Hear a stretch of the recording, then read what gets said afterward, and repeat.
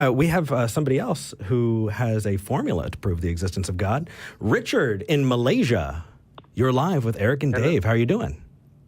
Yes, I'm doing fine. First, before we continue, can you hear me clearly? No feedback. So far, so yeah, good. Sounds good. We have a master audio engineer who can make everything sound amazing. And we adore him. That's great. It's kind of like God, levels. Oh, the savior of sound. Engineer. May our voices please his ears. Vern Grainer. I hope he finds his way into your life. Richard, go ahead. What would you like to talk about? What was that? Okay, first, hello, Eric and David. Hi, Richard. Firstly, I have 5 things to talk about. The first 4 real quick will take 30 seconds. Before I start that, I just want to firstly thank both of you for being a voice of critical reasoning and intelligence in the U.S. media. Because when you listen to the U.S. media, your mind goes bonkers after a while. Because even the non-Fox News channels like CNN, which do not obviously lie, they sometimes are biased and it's very clear and it's silly. But you guys are very precise, very rational. Most of the time, I wonder how is it people can disagree with you logically, but they try their best. So thank you very much. It's a breath of fresh air to me. Thank you. The interesting thing is, we're not trying to set up an indefensible position. We want to learn what's true, and so if we find that we were wrong, search for truth. Yeah, if we find, oh my gosh, this is actually the way it is, then we want to take that position. Yeah, that's why if I saw video evidence, I would pay attention and investigate that. Okay, what is this? Is this a trick? I want to know. I want to know the truth. How do we find out? But Richard, my red flags are shooting up when you say I want to talk about 4 things in 30 seconds. Yeah, and me keep too. going, because that sounds like a gish gallop. And so what I want to do is I want to really make sure that we close in on. No, trust me. Okay, I'll go through it very quick. Second, Richard, okay, Richard, thing, $2. I bet you. I'm sorry, Dave. I bet you $2 we're going to get a gish gallop. What do you think? Well, I $2. don't really know what a gish gallop is, but I'm going to defer to you on that. Okay. Fuck. Fine. That's All okay. right. Any takers in the audience? In other words, Okay. He Yes? just goes through them real quick, and we don't have to have a chance to respond, right? Yeah. Yeah. Okay. No.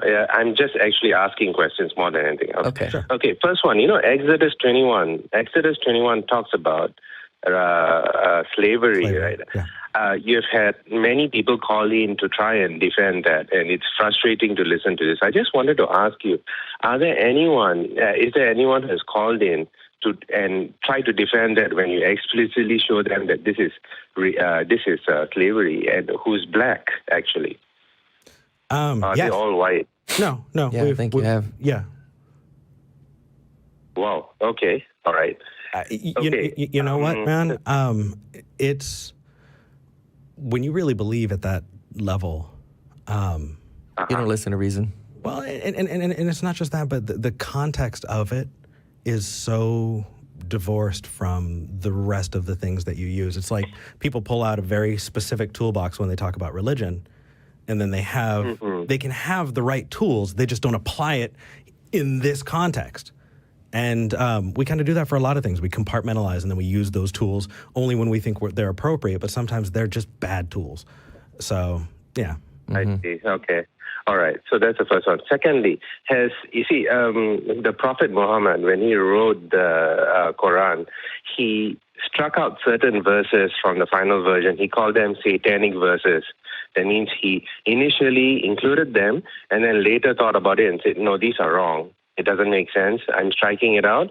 These to me are satanic verses. The devil gave it to me. Now, did anyone say anything like that? Any Christian calling into you ever say anything like that about Exodus 21? These are verses that should not have been there because God would never say something like this. Somehow he made it there. Did anyone ever say that? I don't know off the top of my head, but really, honestly, we've talked to some wild characters. Matt says yes. Matt is going, yes, that is the thing that has happened. Ray Comfort. Ray Comfort, thank you, Matt. Oh, of course. Ray Comfort said that. Yeah, I would say those are satanic verses. I mean, if I just want to have fun with people. But well, let me speak to that because I don't want to gish gallop past that. Since I know what gish gallop is now. Regardless of those satanic verses, let's just say those verses in Exodus were satanic. Here's the problem I have with the whole slavery issue, and it's the Ten Commandments, okay? So slavery was a common practice in that day. We know that. And yet when God designed, and that's what conservative Christians in America want to base, they want to say that our legal system and the laws is based on the Ten Commandments and morality, and how can you have morality without God and all those things? Well, if God is going to lay out his 10 commandments, the top 10, these are the top 10. He's sorted through a bunch of stuff he wants man to do and not do, and he's come down to top 10. I would think at the very close to the top of that would be something to the effect of, thou shalt not own another human being as property. And yet, instead of that, we have, thou shalt have no graven images.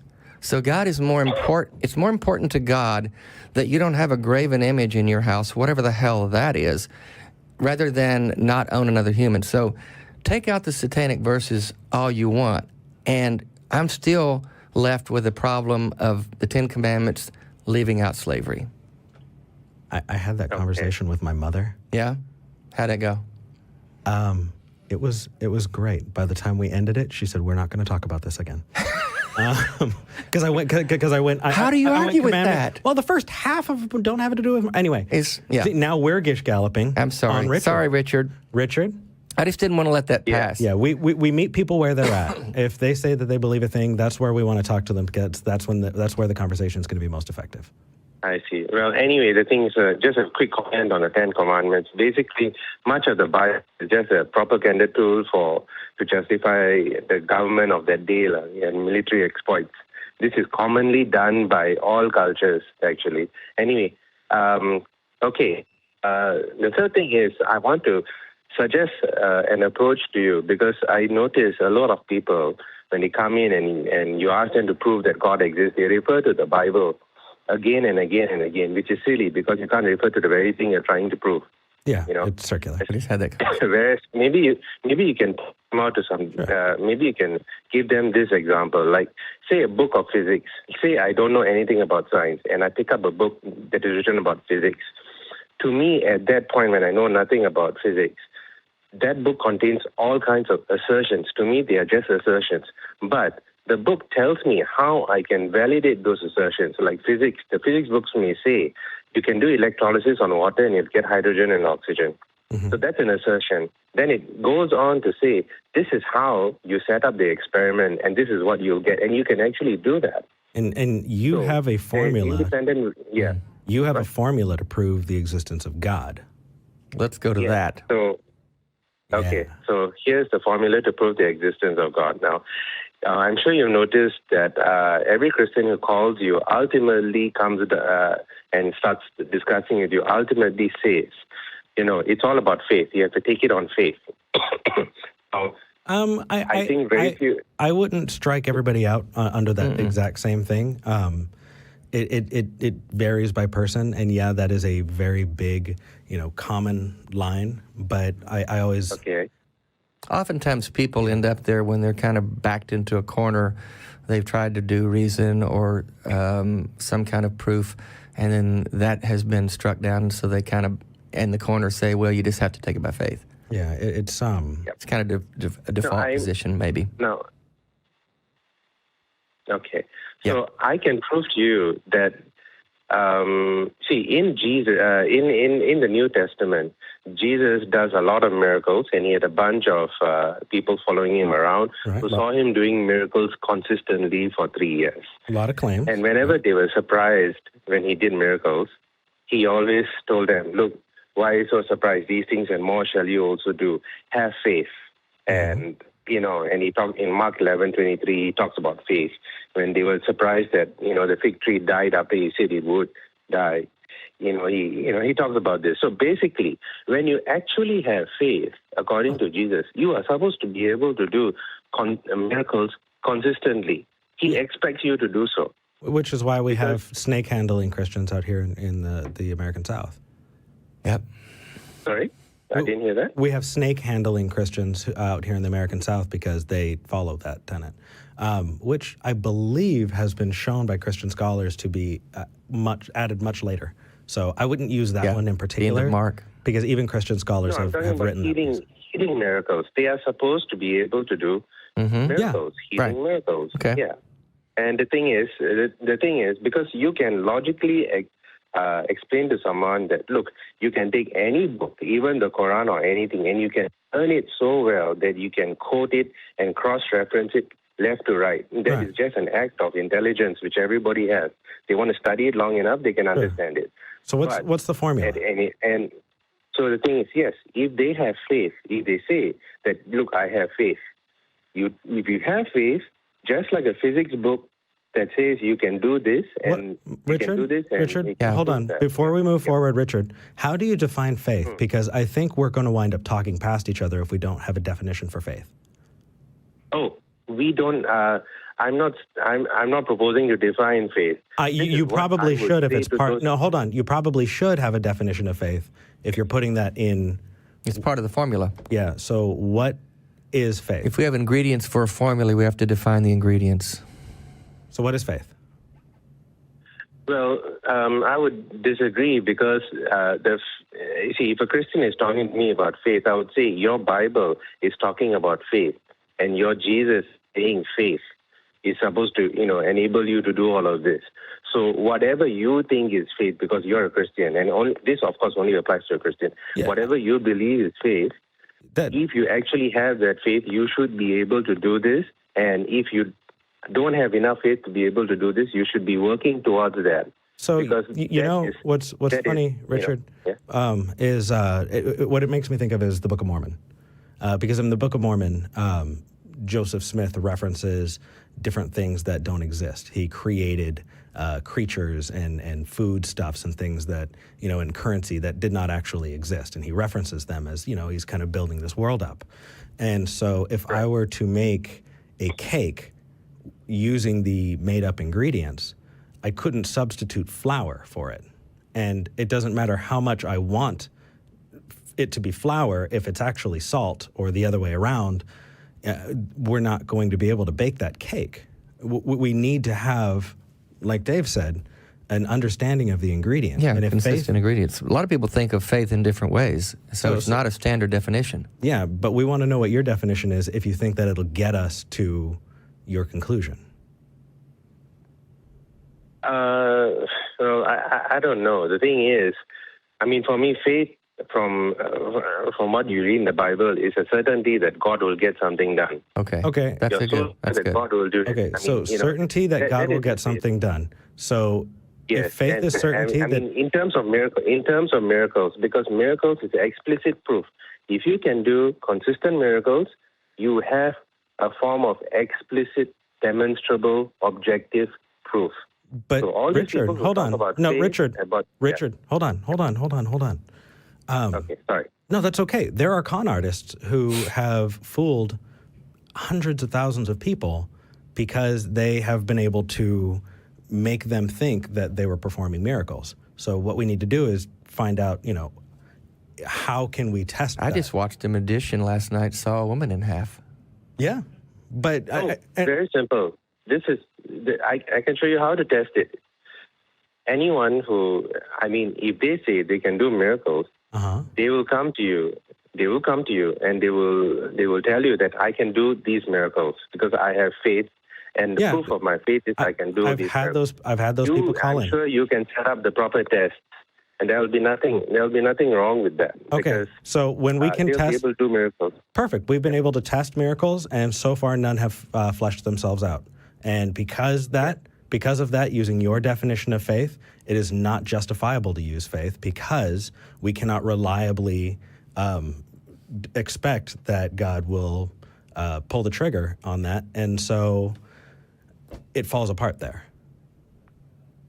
Are you suggesting that your formula to prove God is that someone can do miracles? Because I'm kind of trying to put together what you're saying. Yeah, because the thing is, for those people who claim that, Jesus is God and all of that, and he talked a lot about your contact with God, your faith in God, and he continually asserted that you should be able to do miracles. Right. Is this your formula, by the way? That's what I'm trying to get to. Sorry? Yeah. Is this your formula? I believe this is the formula. Okay, Yes. okay. This is the only way to prove it. Can you state it in a Because clear, everything else- concise way? Yeah. Don't contextualize it. Just say X, do My this, formula and to then prove God is right in the way that you can bake a cake. We can do that with physics, Yes. like your example. Yes. Okay, what is it? Yes. Yeah, if you had true faith in God according to the New Stop. Testament, you should Stop. be able No, to do miracles consistently. Okay, stop. You could not give us a definition for faith, and so if the whole thing is contingent on faith. true faith. You said you have true faith. And what true faith is? Do you know what the no true Scotsman fallacy is, Richard? No, I'm sorry. No problem. You mentioned it. Are you a believer? I believe in God, but Okay, I can't perfect. demonstrate it. No, And I'm just wanting to make sure that I'm talking to you in a way. I don't want to talk past you. I was a Christian, and as a Christian, I belonged to a very specific denomination, and we had very clear views of how we thought that God behaved. And we would look at other faiths who called themselves Christians. They weren't true Christians. And we'd say, well, they're not true Christians because they're not doing it the way I would do it. Yeah, and Right? so when you reference faith and you say and you predicate that with true faith, then that tells me that you've got levels of faith in your mind. And this is what I experienced. Richard, I was a Christian for over 35 years and a charismatic evangelical Christian and believed in miracles, believed in prophecy, believed in all the things in the Bible. And over the course of those years, I had many people say things like that. If you have faith, you can say this and it'll happen. You can pray this, it'll happen. And when it didn't happen, and I've seen people die who were prayed for, I've seen young mothers die, I've seen teenagers in car wrecks, I've seen all kinds of things happen, and these people were being prayed for by fervent, spirit-filled Christians, and every time it didn't happen, which is every time, because it never happened, it was always, well, you just didn't have enough faith, or it wasn't God's will, or there were 100 excuses for the reasons that God didn't answer prayer, because God has never answered prayers like that. So when you say you've got to have true faith, it automatically tips me off that you've got this, I'm guessing you've got this idea that, well, the formula to prove God is this, and if you're not able to prove God, you just didn't have the right kind of faith. Yeah, it becomes unfalsifiable. Yeah.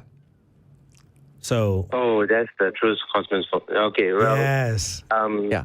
Well, I wouldn't say it's, right kind of faith. The thing is, if you have faith, you're supposed to be able to do this. If you don't have faith, you won't be able to do this. It's just that it's very Richard, here's easy your to use homework. the Bible to justify it. Right, Yep. here's your homework. The homework is, I would love for you to call back with a clear definition of faith. That way we can put that to the test, because we're happy to meet you where you're at and take that definition so we can move forward and have a productive conversation. But until we can understand what you're hinging it on, it's way too nebulous. It's making up a word, and if you don't have blah, then, well, what is blah? We have to define that first. Right. So come up with a definition, call back, and then we'll try again. Okay. Okay. All right. Sounds good. We're not trying to be assholes here. It's just...